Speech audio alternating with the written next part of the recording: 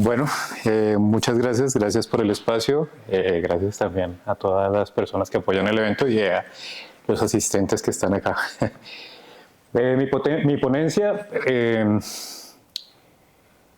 surge, en este momento es una parte como rara cuando la estaba planeando, porque cuando hice cuando la envié al evento, estaba en desarrollo, pero realmente ya terminó.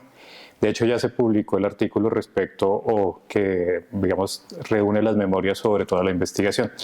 Entonces, lo que decidí hacer fue como una especie de situación híbrida donde empiezo a decir o donde quiero mostrar cuáles fueron los intereses y de dónde surgió el hacer esta investigación, pero asimismo voy a hablar un poco de los resultados que se vieron. Principalmente, esta ponencia o esta investigación surge en esencia del pensamiento de Pierre Schaeffer, que pues todos conocemos como uno de los precursores de la música concreta.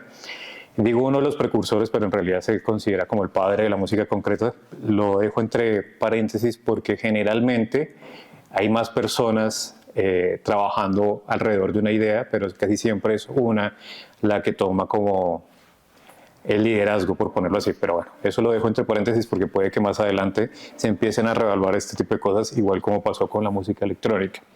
Teniendo presente esto, pues de Pierre Schaeffer se toman como bibliografía fundamental, primero este libro, que es en busca de la música concreta, que es en realidad un diario que llevaba Pierre Schaeffer, donde empieza a hablar de sus experimentos y cómo estos experimentos lo llevan a hacerse preguntas sobre el sonido. No solo sobre el sonido, sino sobre el sonido y la tecnología. Es bien importante esto de la tecnología porque es precisamente los avances tecnológicos los que le permiten a Pierre Schaeffer encontrar esto que posteriormente terminó llamando música concreta, pero que en este momento básicamente lo que estaba haciendo era experimentos. Entonces es un libro muy interesante porque están todas las reflexiones, experimentos, preguntas que tuvo Pierre Schaeffer y que finalmente lo llevaron a desarrollar la música concreta.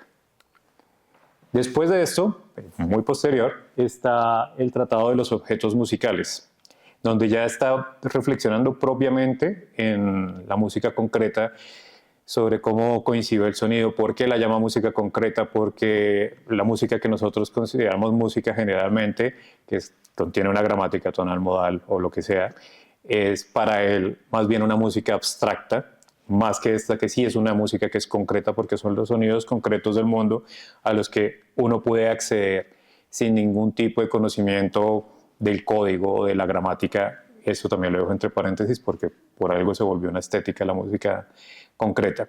Sin embargo, este libro también es importante y hago una salvedad, y es que en general hay más o menos 3 versiones. La versión original, que se publica en 1966 en francés. Luego en el 2003 hay otra versión en español, pero por alguna razón que desconozco omiten varios capítulos de la versión original en francés. Y en el 2017, sí, en el 17 surge la imagen que estamos ahí, que es la versión en inglés, que en realidad es la traducción de la versión en francés. Entonces, la investigación que posteriormente voy a realizar o realicé se basa primero en el libro anterior, En busca de la música concreta, y en estos otros tres versiones de El Tratado de los Objetos Musicales de Pierre Schaeffer. Cada uno añade diferentes visiones de cómo se entendía la música concreta y de ciertas reflexiones que aquí, o en esta investigación, hay unas muy puntuales. Otro libro fundamental, este lo conocí mucho después de haber leído todos estos, es el de En busca de lo audible. Bueno, el texto es un poco más amplio, pero digamos En busca de lo audible. Es de un investigador y músico y psicopedagogo, Claudio Eiris. Este lo conocí de hecho este año, este libro. Muy interesante porque es una reflexión muy profunda sobre el Tratado de los Objetos Musicales de Pierre Schaeffer. Eiris hace 9 años pues publicó este libro y es básicamente una reflexión muy minuciosa sobre tal vez lo que Schaeffer buscaba o no buscaba, o las preguntas que dejó abiertas, o cosas que dejó sin resolver de alguna manera. Entonces ese es otro libro que fue, digamos, fundamental para lo que terminé desarrollando. Al leer este libro, y con preguntas que ya tenía a raíz de haber leído los anteriores, pues me empiezan a generar cierto tipo de dudas. Por ejemplo, digamos, cosas que dice aquí Eiris, que leo textualmente, abro cita: mi primer intento al escribir este libro fue dejar testimonio de un juego, haberle hecho preguntas al Tratado de los Objetos Musicales de Pierre Schaeffer con la esperanza de que el texto me responda. Esto es importante porque vuelvo y digo, después de haber leído estos libros y haber leído esta frase, digo, pues yo también tengo preguntas. Yo tengo preguntas y quiero hacer preguntas y quiero pues darle algún tipo de respuesta a estas preguntas.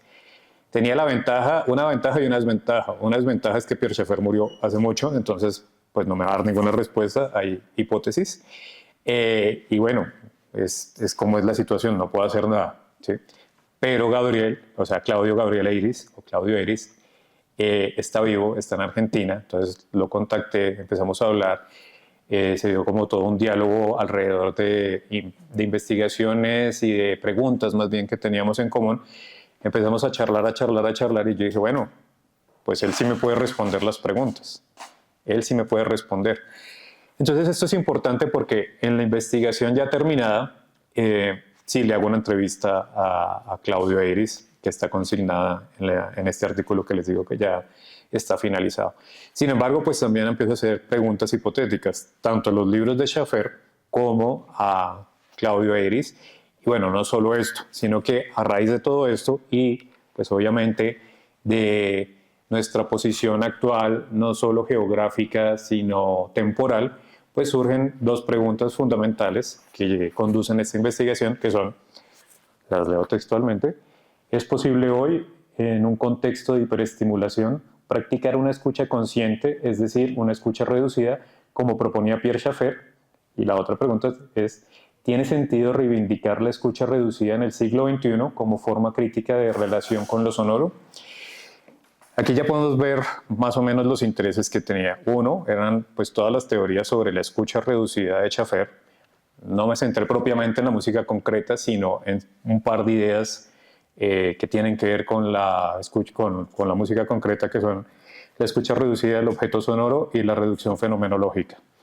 Y esto me pareció muy interesante, es precisamente por la situación actual que vivimos de hiperestimulación. Todo el tiempo se están revisando redes sociales o uno está leyendo algo y bueno, saltan cosas. Eso lo voy a abordar un poco más adelante, pero digamos que siendo docente ya tantos años, es común que cuando estamos en aulas, pues todo el mundo está revisando los dispositivos móviles, texteándose, lo que sea.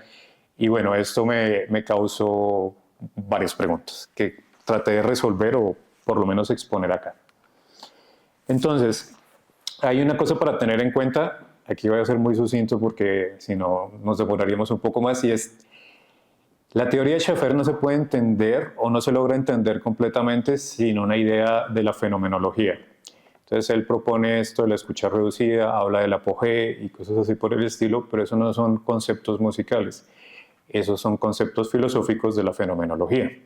Entonces, si uno no estaba consciente o si no tiene presente a lo que hace referencia estas ideas fenomenológicas o filosóficas, pues no logra entender plenamente a lo que se refería Pierre Schaeffer o lo que estaba buscando Pierre Schaeffer.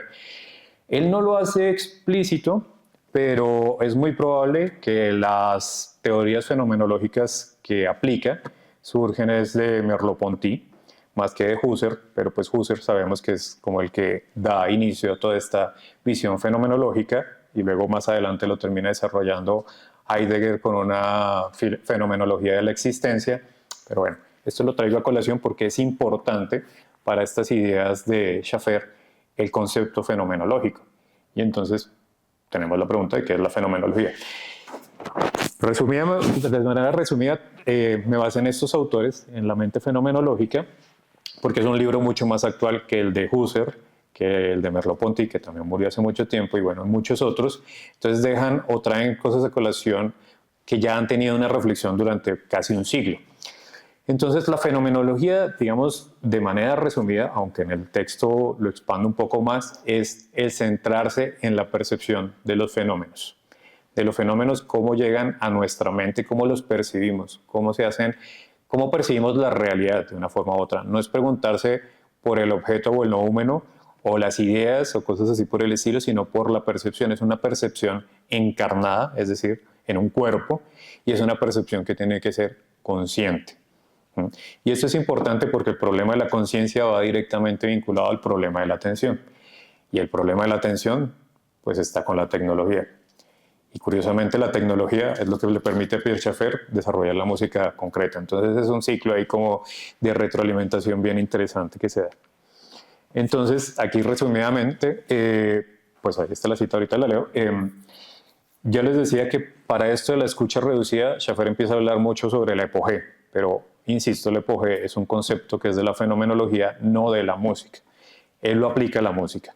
Y en resumen, pues lo que quiere decir, y abro cita, es: el propósito de la epogé no es dudar, desatender, abandonar o excluir la realidad de la consideración. Más bien, la meta es suspender o neutralizar una cierta actitud dogmática hacia la realidad, lo que nos permite así acercarnos más directamente a la realidad tal y como sea, como se nos aparece en la experiencia. Brevemente, la epogé implica un cambio de actitud hacia la realidad y no una exclusión de la realidad. Lo único que se excluye como resultado de la epogé es una cierta ingenuidad, la ingenuidad de dar el mundo simplemente por supuesto, ignorando así la contribución de la conciencia. Es decir, Schaeffer nos propone esta idea del apogeo y es como poner entre paréntesis la realidad. Es básicamente no dar, como dice ahí la cita, no dar por hecho las cosas porque sí, porque las sillas son de ese color, porque alumbra esto, porque estoy aquí hablando, sino es decir, cómo percibo esto, por qué lo estoy percibiendo. No dar las cosas por hecho, sino reflexionar sobre cómo esos fenómenos llegan a nuestra conciencia, o más bien cómo somos conscientes de esos fenómenos. Pero, insisto en esto, si sabemos que las sillas son de cierto color o que mi ropa es de algún color determinado, es porque tenemos una percepción corpórea, es decir, una percepción encarnada. Y ahí eso nos lleva, para que haya una epogé, viene el otro concepto que suele utilizar Schaeffer, que es la reducción fenomenológica. No lo utiliza directamente llamándolo reducción fenomenológica, pero en sus escritos se entiende que es a lo que se refiere. Otra cosa para tener en cuenta es que él no era fenomenólogo, pero pues como que estas teorías le llamaron la atención, las empezó a aplicar en sus teorías musicales. Sin embargo, vuelvo y digo, pues a veces hay ciertos vacíos o a veces no es tan claro con lo que quiere, digamos, hacer llegar con estas ideas, porque pues también son ideas que requieren mucho contexto y cosas así por el estilo. De todos modos, esto no le quita peso a lo que hizo Pierre Schaeffer, que obviamente fue pues fundamental. Eso, entonces aquí abro la cita. Esta es bastante extensa, pero es que es difícil resumir estas ideas muchas veces, entonces abro cita. El objetivo de la reducción fenomenológica es analizar la interdependencia correlativa entre estructuras específicas de la subjetividad y modos específicos de aparición o donación. Cuando Husserl habla de la reducción, se está refiriendo consiguientemente a un movimiento reflexivo que parte de una inmersión no reflexiva y no examinada en el mundo y reconduce a la manera en la que se nos manifiesta el mundo. De este modo, las cosas cotidianas disponibles para nuestra percepción no son objeto de duda o consideradas ilusiones cuando son reducidas fenomenológicamente, sino que son concebidas y examinadas simple y precisamente como percibidas, lo que hablaba ahorita de la percepción. En otras palabras, una vez que adoptamos la actitud fenomenológica, ya no estamos interesados propiamente en qué son las cosas, o lo que decía del noúmeno, en su peso, medida, composición, química, etcétera, sino en cómo aparecen y por lo tanto como correlatos de nuestra experiencia. Es decir, la experiencia en el mundo, cómo se da esa experiencia de nosotros en el mundo. Insisto mucho en la experiencia en el mundo porque precisamente todo lo que entra a la conciencia tiene que ver con la experiencia que tenemos en el mundo. Si no tenemos conciencia, ¿qué experiencia tenemos en el mundo? Y si no tenemos atención, ¿tenemos conciencia? En fin, cosas para estar preguntándose. Este señor que ven en pantalla, si de pronto tienen admiración por el cine o la música para cine, es Michel Sion.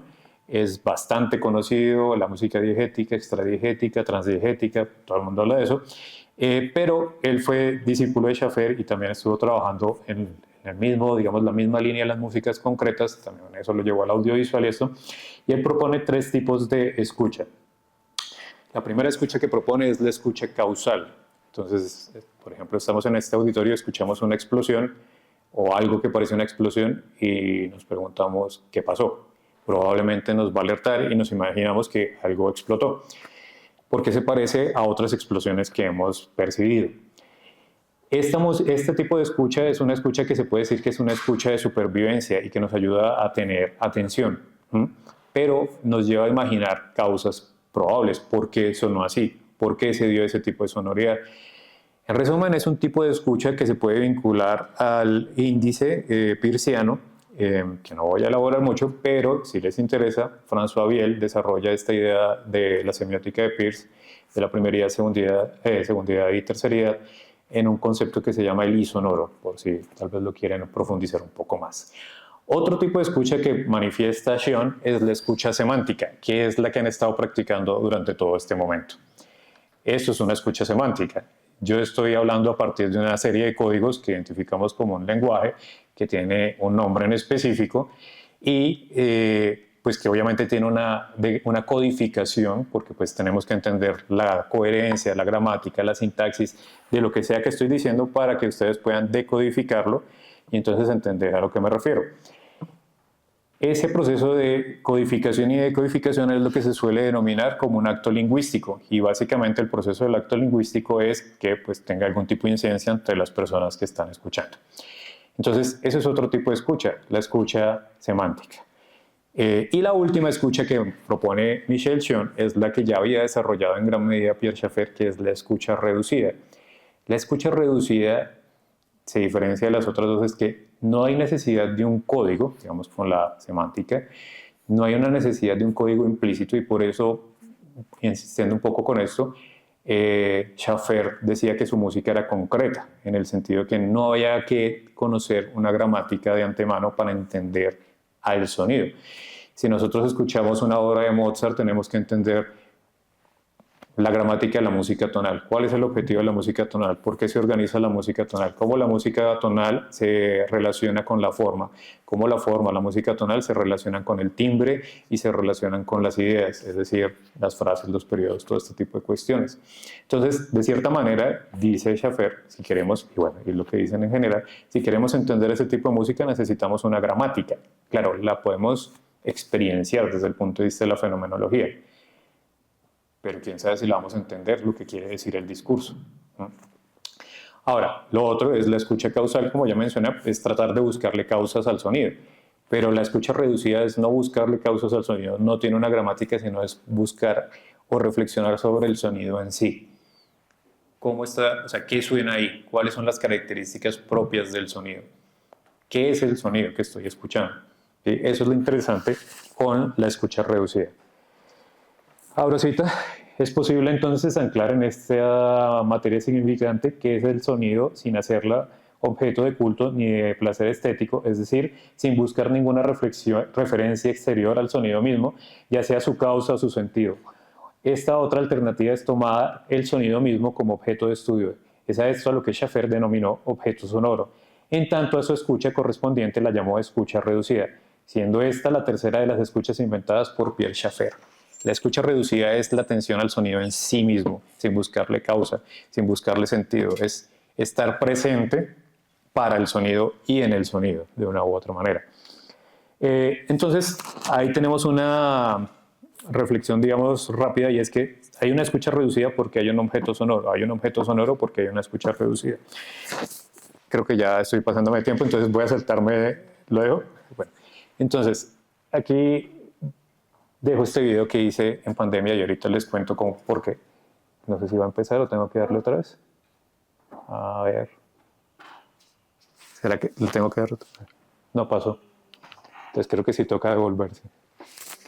Pero bueno, voy adelantando. La tecnología es lo que permite también precisamente este tipo de reflexión. Schaeffer era ingeniero de telecomunicaciones. No es el anterior. Y pues en esa época trabajaban sobre todo con discos. Y quienes tengan discos saben que son propensos a rayarse. Al rayarse generan algo que se llama surco cerrado. El surco cerrado es lo que hoy en día podemos identificar como un loop, ¿sí? Entonces queda ahí dando vueltas sobre algo, sobre algo y sobre algo. Y precisamente el dar vueltas sobre eso mismo es lo que empieza como a quitarle todo ese tipo de otras escuchas que mencioné, ¿Cuál es la causa de esto? ¿Es una trompeta o es que se cayó un vaso o cosas así por el estilo? ¿Qué es lo que me quiere decir que se haya caído el vaso? Cosas así, sino que se queda dando vueltas y vueltas sobre esto hasta que todo ese significado, digamos, se pierde y lo que pasa es que uno empieza a concentrarse en el sonido en sí. Entonces, de ahí básicamente es que surge esta idea. Si no funciona, no te preocupes, deja, yo sigo avanzando. Surge esta idea de la escucha reducida, ¿sí? Entonces, la escucha reducida necesita que haya un objeto sonoro. El objeto sonoro se da precisamente por este tipo de expresiones o posibilidades tecnológicas. Y luego, como se pierde todo este tipo de significación, pues la idea es que uno se concentre precisamente en el sonido en sí mismo. Una ilusión que surge después, que era la siguiente, ahí, pero la pueden buscar dado el caso, que es de Diane Deutsch, es esta ilusión, que es bien interesante, mucho después de la idea de la música concreta. Ella pues se dedicó a la psicoacústica, en un momento dejó una grabación y la grabación quedó dando bucle, en un loop. Y entonces estaba diciendo a ella algo en la grabación y se dio cuenta que después de escucharla varias veces así en loop, pues el sentido semántico se perdió y lo que empezó a escuchar es una melodía con ritmo y con alturas. Entonces empezó a escuchar en esencia la música que estaba en el aula. Pero que cuando estamos hablando no pensamos en la musicalidad que tiene el aula, porque estamos pensando en el sentido de lo que se está diciendo. Es precisamente por esta repetición y repetición que ese sentido se pierde de cierta forma y uno empieza a concentrarse en el sonido en sí. En esencia, muchas décadas atrás, eso era lo que estaba buscando Pierre Schaeffer con la escucha reducida y fue lo que le dio el surco cerrado o este tipo de loops. Bueno, ahí está, eso lo pueden encontrar en internet sin ningún problema. No, en fin. Entonces, acelerando un poco, hay una situación interesante y es que tiene que haber un vínculo directo entre el sujeto y el entorno. Sí o sí, lo que les decía de la percepción, de la reducción fenomenológica y todo esto. Tiene que haber o se debe estudiar la relación que hay entre el sujeto y el entorno, cómo se desarrolla el sujeto en el entorno, cómo vive el sujeto en el entorno y cuál es el entorno de ese sujeto. Porque precisamente la manera de ver el mundo y de ser en el mundo tienen que ver con ese mundo en el que está habitando, en el que es, ¿sí? Entonces eso va a influir mucho, pues precisamente de lo que es consciente y cómo se comporta. Hay dos conceptos que tomo en esta investigación que son el de Homo Audience. En realidad, Homo Audience es como una contrapropuesta a otro concepto que fue primero, que se llama el Homo Videns, y es como toda esta cultura visual condiciona el pensamiento crítico y bueno, el pensamiento en realidad de la sociedad. Somos una sociedad en realidad bien visual y hasta nuestras analogías suelen ser visuales, como voy a sacar a la luz esto, ¿sí? Y cosas así por el estilo. Entonces, en contraposición ponen, o una contrapropuesta, la idea de Homo Audience, y es precisamente cómo precisamente el sonido también tiene un impacto importante en la creación de pensamiento y en la interacción en el mundo. Y esto es bien curioso porque precisamente en el desarrollo del feto, pues es más rápido que empiece a escuchar y percibir el sonido a la visión, pero luego se le da mucho más peso intelectualmente hablando y socialmente hablando a la visión que a la audición. Entonces pasamos del Homo Audience, que ya mencionaba ahí, y eso del Homo Audience que tiene que ver con el entorno sonoro, con la envoltura sonora de la persona en su entorno, también tiene una importancia esto que es la mediación técnica de la que también he insistido a lo largo de esta ponencia, que tiene que ver la radio, la fonografía y la digitalización, como también han mediado o han transformado los procesos de escucha. Ahorita en la ponencia de Atari voy a estar pendiente de eso, a ver si hay algún tipo de incidencia. Pero bueno, generalmente se da, por ejemplo, cómo los hábitos de escucha con los videojuegos han cambiado o influyen en la manera en la que percibimos y escuchamos el mundo, que es algo que es bien interesante. Esto es el último que mencioné ahí, que es Bernard Stiegler. Tiene unas reflexiones bien interesantes sobre los procesos cognitivos y la tecnología, y habla de tres tipos de memoria. Memoria primaria, que es básicamente la percepción en sí, la memoria secundaria, que es el recuerdo de esa percepción, que podemos recordarla, y la memoria terciaria, que se da precisamente por la tecnología. Es decir, estamos percibiendo un concierto o digamos mi voz, lo perciben, listo, en unos momentos la recuerdan, sería secundaria, pero de pronto en unos meses o años vuelven a ver el video o algún audio y dicen, ah, me acordé de esto. Entonces, cómo la tecnología influye también en la memoria y la puede modificar hasta cierto punto. Y de ahí, ahora sí pasamos al Homo distractus, que es otra cosa que tiene que ver ya con el marketing y con críticas al capitalismo y cosas así por el estilo. Entonces, básicamente todas las estrategias de venta hoy en día se basan en la atención. La atención es un recurso que es bien peleado por las redes sociales, por los dispositivos electrónicos, por el marketing, por todo este tipo de cosas. Entonces, siempre nos están bombardeando con cosas para llamar nuestra atención. Eso hace también que la atención cada vez sea más escasa y cada vez escasea más, digamos, los lapsos que podemos tener de manera ininterrumpida para prestarle atención a algo, que podemos sentar a pensar sobre este tipo de cosas. Entonces, aquí encontré muchas investigaciones que voy a resumir así, y hay una investigación que hacen unos médicos que tiene que ver con la adicción a los videos cortos, cómo la gente se volvió adicta a los videos cortos, precisamente porque los videos cortos están generando estímulos constantes y entonces todo el tiempo están como llamando la atención y la gente está siempre como hiperestimulada. Pero lo que ellos encontraron es que esta adicción a los videos cortos genera también depresión y genera como una especie de envidia y odio sistemático. Otras cosas que son bien interesantes es también la adicción que se da en niños a corta edad y cómo esta adicción a las tecnologías y las redes y este tipo de cuestiones, cómo también influyen en el desarrollo cognitivo a futuro de estas personas. Y otro estudio que es súper interesante es cómo los hábitos de lectura se modifican precisamente por los dispositivos. Entonces, mucha gente lo que hace es leer, digamos, en el dispositivo, pero lee de manera muy superficial, por lo que no entiende muchas veces a profundidad de lo que se trataba el texto, sino que simplemente está como escaneando rápidamente a ver qué dice. Entonces hay una comprensión de lectura cada vez más pobre precisamente por esos hábitos de lectura, y eso que es la escasa gente que lee, porque cada vez es más común, digamos, yo no de profesor le preguntan si sabe de algún video de TikTok donde le puedan explicar eso más rápido y bailando o algo así por el estilo. Entonces también, digamos, los hábitos de lectura suelen irse reduciendo, lo que evidentemente también es un problema en el desarrollo cognitivo. Entonces, uno de los estudios dicen que realmente el pensar se está volviendo un lujo, que básicamente todo este tipo de hiperestimulación está más que todo, de cierta manera, pensado hacia la clase media y clases, digamos, más humildes, y entonces que el pensar se va a volver un lujo, como ciertas escuelas prestigiosas prohíben las redes sociales, prohíben los celulares, prohíben todo este tipo de cosas precisamente para lograr un desarrollo intelectual un poco mayor. Entonces, ahí básicamente el único control que puede haber es un control parental, y es limitar de cierta manera el acceso y el uso de este tipo de dispositivos. Es, en resumen, a lo que llegan este tipo de investigaciones.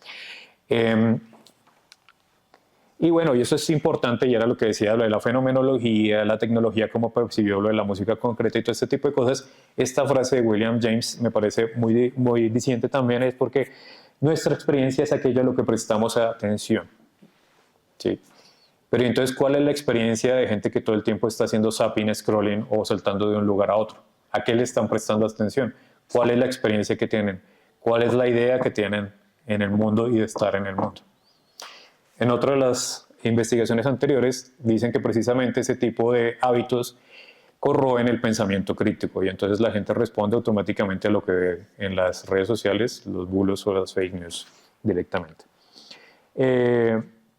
Esto me llevó también a hacer entrevistas a estudiantes. Recuerden que en el artículo final hago una entrevista a Claudio Eiris, no la voy a traer acá, pero a diferentes estudiantes que tengo les hice entrevistas como cuáles eran sus hábitos de escucha.